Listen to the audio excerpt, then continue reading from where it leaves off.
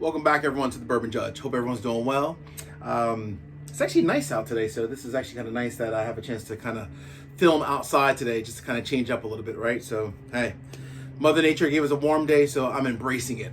All right, so today we're gonna go ahead and review. We're gonna review a rye. I'm gonna change up, not a bourbon, but a rye, and we're gonna review a Midwinter's Nights Dram, right? Brought to you by High West Distillery out of Utah.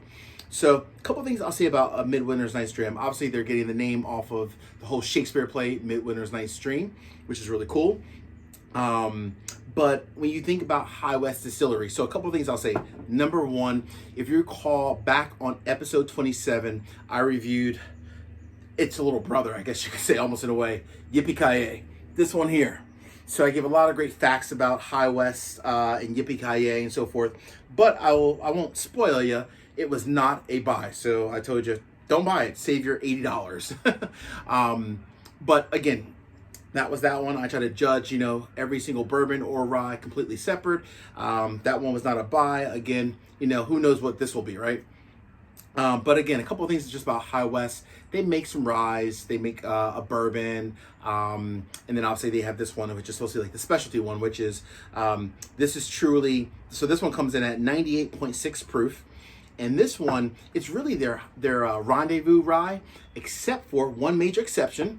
It's finished in French oak port barrels. So where this one was finished in vermouth and syrah, this one is simply finished in French oak port barrels. So still finishing in the wine barrels, but a different, obviously, wine, of course, right, with port.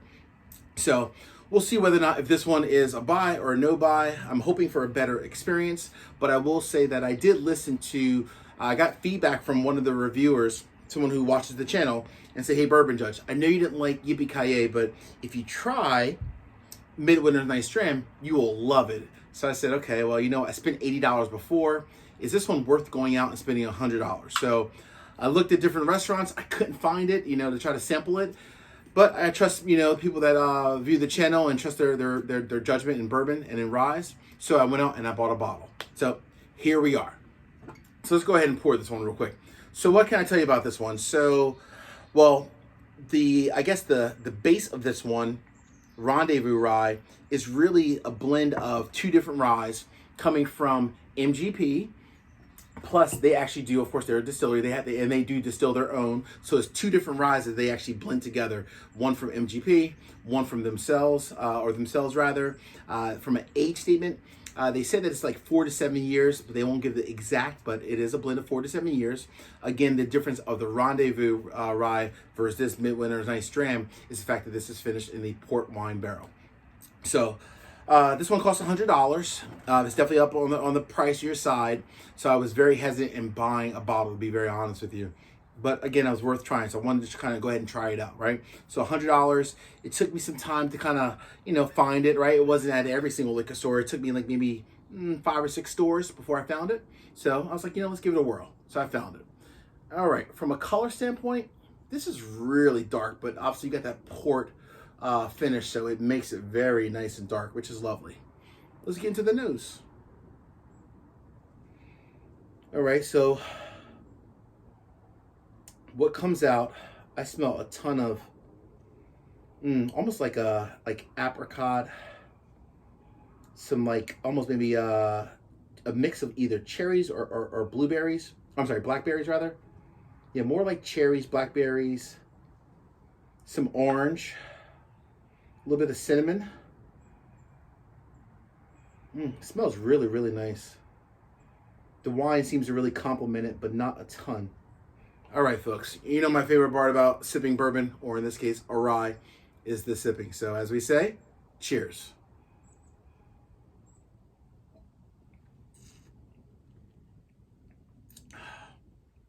Okay. Well,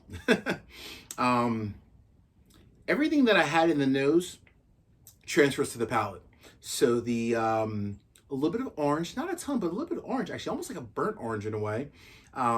Some of the apricot, some of the blackberries, and obviously the spiciness is there, but not a ton, right? Only at 98.6 proof, not a ton from a very spice standpoint. Very just well balanced, very smooth, right? Not bad. Let me go ahead and finish this.